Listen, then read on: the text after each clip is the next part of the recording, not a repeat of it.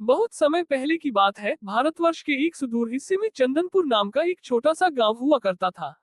ये गांव अपनी हरियाली और खुशहाली के लिए जाना जाता था, लेकिन प्रकृति का चक्र बदला और लगातार 3 वर्षों तक वहां बारिश की एक बूंद भी नहीं गिरी। नदियां सूख गईं, कुएं पत्थरों के ढेर बन गए और खेत बंजर जमीन में तब्दील हो गए। गांव के लोग पानी की एक एक बूंद के लिए तरसने लगे। जानवर प्यास से दम तोड़ने लगे और किसान आकाश की ओर टकटकी लगाए निराश बैठे रहते। इसी गांव में माधव नाम का एक गरीब किसान रहता था। माधव के पास जमीन का एक छोटा सा टुकड़ा था, जो अब सूखे की वजह से धूल का मैदान बन चुका था। माधव स्वभाव से बहुत ही संतोषी और दयालु व्यक्ति था। उसके घर में उसकी पत्नी और 2 छोटे बच्चे थे। अकाल के इस दौर में माधव को अपने परिवार का पेट पालने और उनकी प्यास बुझाने के लिए रोजाना मीलों दूर चलकर एक पहाड़ी झरने से पानी लाना पड़ता था। वह झरना भी अब सूखने की कगार पर था, जिससे पानी की किल्लत और बढ़ गई थी। एक दिन की बात है, सूरज आग बरसा रहा था। माधव अपने कंधे पर एक पुराना मिट्टी का घड़ा लटकाए पानी की तलाश में निकल पड़ा। उसे पता चला था कि घने जंगल के बीचों बीच स्थित नीलगिरी पर्वत की तराई में एक पुराना तालाब है, जो कभी नहीं सूखता। ये रास्ता बहुत कठिन और जंगली जानवरों से भरा था, लेकिन अपने बच्चों के सूखे होंठ याद करके माधव ने वह जोखिम उठाने का फैसला किया। वह जंगल के रास्ते पर आगे बढ़ता गया। पेड़ों के पत्तों का रंग भी पीला पड़ चुका था और हर तरफ सन्नाटा पसरा था। चलते चलते दोपहर हो गई और माधव की अपनी प्यास भी बेकाबू होने लगी। उसका गला सूखकर कांटा हो गया था, लेकिन उसके पास जो थोड़ा सा पानी उसकी मशक चमड़े की थैली में बचा था, उसने उसे अपने लिए नहीं बल्कि वापसी के सफर के लिए बचा कर रखा था। तभी उसकी नजर एक विशाल बरगद के पेड़ के नीचे लेटे हुए एक वृद्ध साधु पर पड़ी। साधु की हालत बहुत खराब थी। उनके होंठ फटे हुए थे और वे बेसुध से पड़े थे। माधव तुरंत उनके पास पहुंचा। उसे लगा कि प्यास के कारण साधु के प्राण निकलने वाले हैं। माधव धर्मसंकट में पड़ गया। अगर वह अपनी मशक का पानी साधु को दे देता तो वह खुद प्यास से मर सकता था, या फिर उसे पानी के बिना ही लंबा सफर तय करना पड़ता। लेकिन माधव का दिल किसी को मरते हुए देखने की गवाही नहीं दे सकता था। उसने बिना एक पल गंवाए अपनी मशक खोली और साधु के मुंह में पानी की धार छोड़ दी। साधु ने पानी पिया और थोड़ी देर बाद अपनी आंखें खोली। पानी की उस थोड़ी सी मात्रा ने जैसे उनमें प्राण फूंक दिए थे। साधु ने उठकर माधव की ओर देखा और मुस्कुराए। उनकी आंखों में एक अजीब सी चमक थी। साधु ने कहा, बेटा, इस भीषण अकाल में जब लोग अपनों के लिए पानी छिपा रहे हैं, तुमने एक अनजान बूढ़े के लिए अपने प्राणों की बाजी लगा दी। तुम्हारी निस्वार्थ सेवा ने मेरा दिल जीत लिया है। माधव ने विनम्रता से हाथ जोड़कर कहा, महाराज, प्यासे को पानी पिलाना तो सबसे बड़ा धर्म है। मैंने बस अपना कर्तव्य निभाया है। साधु उस साधारण किसान की बातों से बहुत प्रसन्न हुए। उन्होंने अपनी झोली में हाथ डाला और एक पुरानी मिट्टी की सुराही निकाली।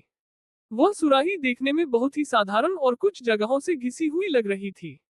साधु ने वह सुराही माधव के हाथों में थमाते हुए कहा, माधव, यह कोई साधारण सुराही नहीं है। यह एक जादुई सुराही है। जब तक तुम्हारे मन में निस्वार्थ भाव रहेगा और तुम इसका उपयोग भलाई के लिए करोगे, ये कभी खाली नहीं होगी। तुम इससे जितना चाहो उतना शीतल और मीठा जल प्राप्त कर सकते हो। लेकिन याद रखना, जिस दिन इसका उपयोग लालच या पाप के लिए किया गया, यह अपना चमत्कार खो देगी या विनाश का कारण बनेगी। माधव को पहले तो विश्वास नहीं हुआ, लेकिन साधु का मान रखने के लिए उसने सुराही ले ली। जब उसने सिर उठाकर धन्यवाद देने के लिए देखा तो साधु वहां से गायब हो चुके थे। माधव हैरान रह गया। उसने सुराही को हिलाकर देखा, वह खाली लग रही थी। लेकिन जैसे ही उसने मन में पानी की कामना की और सुराही को झुकाया, उसमें से निर्मल शीतल जल की धारा बह निकली। माधव ने पेट भरकर पानी पिया। वह पानी अमृत जैसा मीठा था। उसकी सारी थकान मिट गई। उसने अपनी मशक भरी और फिर भी सुराही से पानी खत्म नहीं हुआ। माधव की खुशी का ठिकाना न रहा। वह दौड़ता हुआ गांव वापस आया। घर पहुंचकर उसने सबसे पहले अपनी पत्नी और बच्चों को पानी पिलाया। उन्होंने ऐसा मीठा पानी जीवन में कभी नहीं पिया था। माधव ने अपनी पत्नी को सारी घटना बताई। दोनों ने तय किया कि वे इस वरदान को केवल अपने तक सीमित नहीं रखेंगे। माधव घर के बाहर गया और उसने आवाज लगाकर पड़ोसियों को बुलाया। देखते ही देखते माधव के घर के बाहर भीड़ जमा हो गई। माधव ने जादुई सुराही से सबके बर्तन भरने शुरू कर दिए। सुराही छोटी सी थी, लेकिन उससे लगातार पानी बहता रहा। सुबह से शाम हो गई, पूरा गांव अपनी प्यास बुझा चुका था। जानवरों को पानी मिल गया था, लेकिन सुराही का पानी कम नहीं हुआ।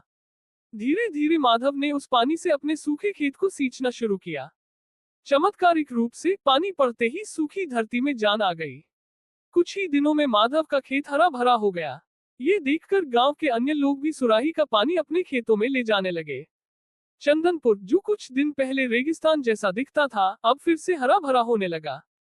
माधव की उदारता की वजह से गांव में खुशहाली लौट आए।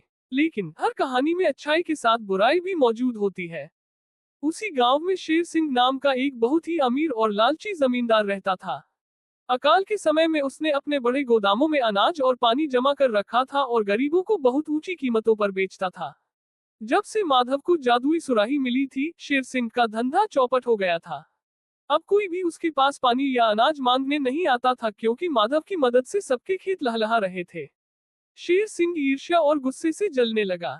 उसने सोचा, यह मामूली किसान माधव आज गांव का मसीहा बन गया है और मेरा लाखों का नुकसान हो रहा है। अगर वह सुराही मेरे पास आ जाए तो मैं इस पूरे राज्य में पानी का राजा बन जाऊंगा। मैं राजा को भी पानी बेचूंगा और अपार धन कमाऊंगा। लालच ने शेर सिंह की बुद्धि भ्रष्ट कर दी। उसने योजना बनाई कि वह सुराही को चुरा लेगा। एक अंधेरी रात, जब पूरा गांव और माधव का परिवार गहरी नींद में सो रहा था, शेर सिंह अपने 2 नौकरों के साथ माधव के घर की ओर बढ़ा। उसने चुपके से दीवार फांदी और आंगन में रखी उस जादुई सुराही को उठा लिया। सुराही पाकर शेर सिंह की खुशी का ठिकाना न रहा। वह उसे लेकर अपने हवेली के गुप्त तहखाने में चला गया। वहां पहुंचकर उसने सोचा कि पहले ये जांचा जाए कि सुराही काम कैसे करती है। उसने एक बड़े सोने के बर्तन में सुराही को पलटा। तुरंत उसमें से ठंडा और मीठा पानी निकलने लगा। शेर सिंह हंसा, अब ये जादुई सुराही मेरी है। अब मैं सिर्फ पानी नहीं, बल्कि इसे बेचकर सोना कमाऊंगा। लेकिन शेर सिंह को साधु की चेतावनी के बारे में नहीं पता था कि यह सुराही लालच को सहन नहीं करती। शेर सिंह का लालच बढ़ता गया। उसने सोचा, सिर्फ पानी क्यों? अगर यह जादुई है तो शायद यह और भी चीजें दे सकती है। उसने सुराही से कहा, मुझे और पानी चाहिए, इतना पानी कि मैं दुनिया का सबसे बड़ा तालाब बना सकूं। उसने अपने नौकरों को आदेश दिया कि वे बड़े बड़े ड्रम लेकर आए। सुराही से पानी निकलता रहा, निकलता रहा। ड्रम भर गए, लेकिन शेर सिंह ने सुराही को सीधा नहीं किया। वह अपनी जीत के नशे में चूर था। तभी एक अजीब घटना घटी। सुराही से पानी की धार अचानक बहुत तेज हो गई। पानी अब सामान्य गति से नहीं, बल्कि एक बाढ़ की तरह निकलने लगा। शेर सिंह ने सुराही को सीधा करने की कोशिश की, लेकिन वह जैसे उसके हाथ से चिपक गई थी और पानी रुकने का नाम नहीं ले रहा था। देखते ही देखते तहखाना पानी से भरने लगा। शेर सिंह और उसके नौकर घबरा गए। वे सीढ़ियों की तरफ भागे, लेकिन पानी का बहाव इतना तेज था कि वे लड़खड़ाने लगे। पानी तहखाने से बाहर निकलकर हवेली के कमरों में फैलने लगा।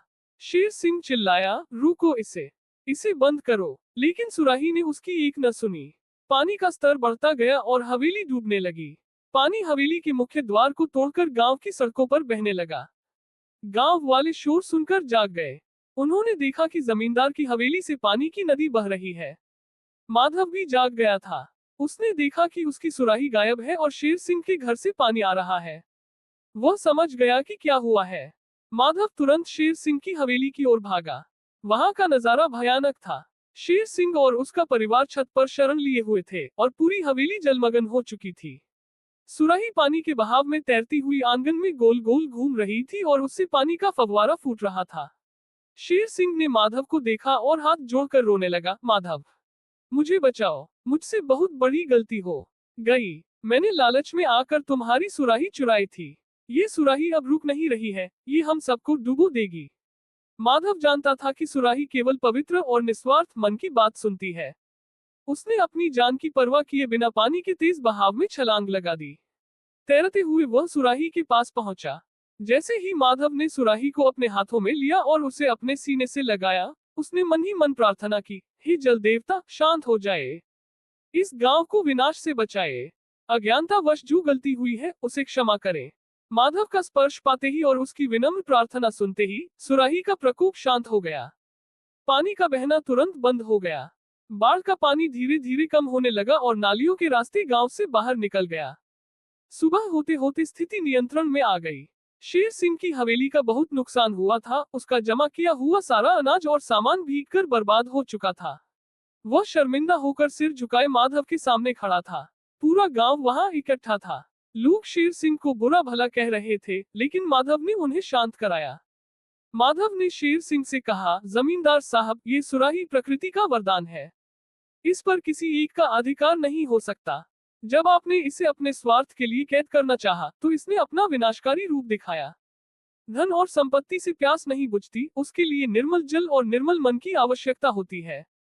शेर सिंह को अपनी गलती का गहरा एहसास हुआ। वह माधव के पैरों में गिर पड़ा और माफी मांगी। उसने कसम खाई कि वह अब कभी लालच नहीं करेगा और अपनी बची हुई संपत्ति का उपयोग गांव की भलाई के लिए करेगा। उसने अपने गोदामों को ठीक करवाया और भविष्य के लिए जल संरक्षण के उपाय करने शुरू किए। माधव ने वह जादुई सुराही अपने पास नहीं रखी। उसने गांव के बीचों बीच एक चबूतरा बनवाया और सुराही को वहां स्थापित कर दिया। अब वह सुराही पूरे गांव की थी। जिसे भी प्यास लगती या जरूरत होती, वह वहां जाता और सुराही से पानी ले लेता। लेकिन अब गांव के लोग भी समझदार हो गए थे। वे केवल उतनी ही पानी लेते जितनी उन्हें आवश्यकता होती। उन्होंने मेहनत करना नहीं छोड़ा। माधव और अन्य किसानों ने सुराही के पानी से खेती तो की, लेकिन साथ ही साथ वर्षा जल संचयन के लिए तालाब और नहरें भी खोदी, ताकि वे हमेशा के लिए सुराही पर निर्भर न रहें। समय के साथ चंदनपुर फिर से खुशहाल हो गया। दूर दूर तक माधव की ईमानदारी और जादुई सुराही की कहानियां सुनी जाने लगी। वह सुराही वहां के लोगों के लिए सिर्फ पानी का स्रोत नहीं थी, बल्कि एक निरंतर याद दिलाने वाली निशानी थी कि लालच विनाश का कारण बनता है और निस्वार्थ सेवा ही असली जादू है। पीढ़ियां बीत गईं, पर वह सुराही कभी खाली नहीं हुई, क्योंकि गांव वालों ने अपने दिलों में संतोष और सहयोग की भावना को कभी खाली नहीं होने दिया। जब तक इंसानियत जिंदा रही, सुराही का जादू भी जिंदा रहा। और इस तरह एक गरीब किसान की अच्छाई ने न केवल उसके परिवार को, बल्कि पूरे समाज को एक नई दिशा दी।